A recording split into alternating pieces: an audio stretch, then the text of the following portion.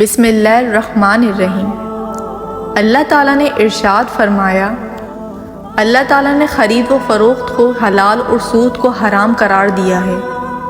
اسی طرح اللہ تعالیٰ کا فرمان ہے، اللہ تعالیٰ سود کو مٹاتا ہے اور صدقات کو بڑھاتا ہے۔ سود کی حرمت کا حکم نازل ہوا تو لوگوں کو دوسروں پر جو کچھ بھی سود کا بقایا تھا اس کو بھی لینے سے منع فرما دیا گیا۔ سود کا بقایا بھی چھوڑ دو اگر تم ایمان والے ہو۔ سود لینے اور دینے والوں کے لیے اللہ اور اس کے رسول صلی اللہ علیہ وآلہ وسلم کا اعلان جنگ ہے۔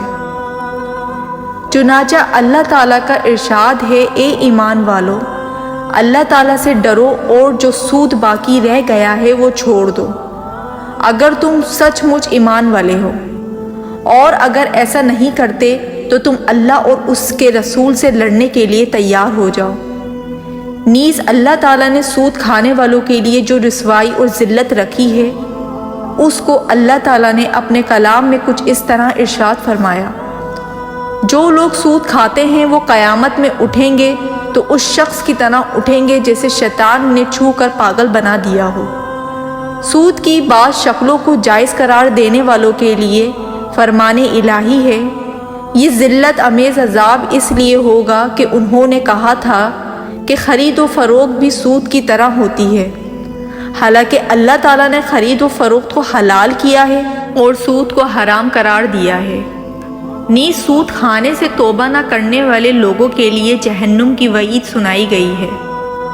لہٰذا جس شخص کے پاس اس کے پروردگار کی طرف سے نصیحت آ گئی وہ سودی معاملات سے باز آ گیا تو ماضی میں جو کچھ بھی ہوا وہ اسی کا ہے اور اس کی باطینی کیفیت کا معاملہ اللہ کے حوالے ہے۔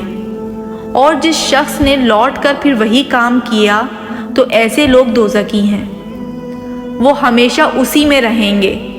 سود کے متعلق نبی کریم صلی اللہ علیہ وآلہ وسلم کے ارشادات حضور اکرم صلی اللہ علیہ وآلہ وسلم نے حجۃ الوداع کے موقع پر سود کی حرمت کا اعلان کرتے ہوئے ارشاد فرمایا، آج کے دن جاہلیت کا اصول چھوڑ دیا گیا۔ نیز حضور اکرم صلی اللہ علیہ وآلہ وسلم نے فرمایا، 7 ہلاک کرنے والے گناہوں سے بچو۔ صحابہ کرام نے عرض کیا، یا رسول اللہ، وہ 7 بڑے گناہ کون سے ہیں جو انسانوں کو ہلاک کرنے والے ہیں؟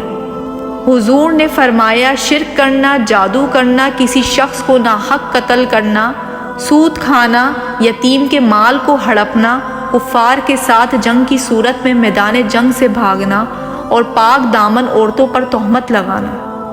اسی طرح حضور اکرم صلی اللہ علیہ وآلہ وسلم نے سود لینے اور دینے والے، سودی حساب لکھنے والے اور سودی شہادت دینے والے سب پر لعنت فرمائی ہے۔ حضرت عبداللہ بن مسعود رضی اللہ تعالیٰ عنہ سے مروی ہے کہ اللہ کے رسول نے سود کھانے والے، کھلانے والے، اس کی گواہی دینے والے اور اس کا معاملہ لکھنے والے پر لعنت فرمائی۔ جس بستی میں سود ہوتا ہے وہ بستی سود کی وجہ سے ہلاک اور برباد ہو جاتی ہے۔ حضرت عبداللہ بن مسعود رضی اللہ تعالیٰ عنہ سے مروی ہے، آپ نے فرمایا، جب کسی بستی میں زنا اور سود پھیل جائے اللہ تعالیٰ اس بستی کو ہلاک کرنے کی اجازت دے دیتا ہے۔ سود سے پاگل پن پھیلتا ہے۔ اللہ کے رسول نے فرمایا، جس قوم میں سود پھیلتا ہے اس قوم میں پاگل پن پھیلتا ہے۔ سود خور سخت عذاب میں مبتلا ہوں گے۔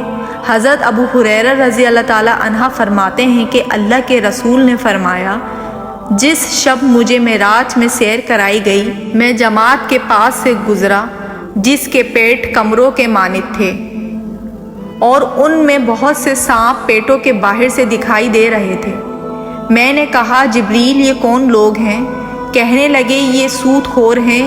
سود کرنے کا گناہ ماں سے زنا کرنے کے گناہ سے بھی بدتر ہے۔ حضرت ابو ہریرہ رضی اللہ تعالیٰ عنہ سے مروی ہے کہ اللہ کے رسول نے فرمایا، سود میں 70 گناہ ہیں، سب سے ہلکا گناہ ایسا ہے جیسے مرد اپنی ماں سے زنا کرے۔ آج کل معاشرے میں سود کی مختلف صورتیں مختلف ناموں سے رائج ہیں۔ شرعی احکام سے نا واقف آدمی کسی نہ کسی درجے میں ان میں مبتلا ہو جاتا ہے۔ حضرت ابو ہریرہ رضی اللہ تعالیٰ عنہ سے مروی ہے کہ اللہ کے رسول نے فرمایا، لوگوں پر ایک ایسا زمانہ ضرور آئے گا کہ کوئی بھی ایسا نہ رہے گا جس نے سود نہ کھایا ہو، اور جو سود نہ کھائے اسے بھی سود کا غبار لگے گا۔ اللہ پاک ہم سب کو سود لینے اور دینے سے بچائے، آمین۔ ہمارے چینل کو سبسکرائب کریں اور اوپر دیے گئے بیل کے بٹن کو کلک کریں تاکہ آنے والی ہر نئی ویڈیو آپ تک پہنچ سکے۔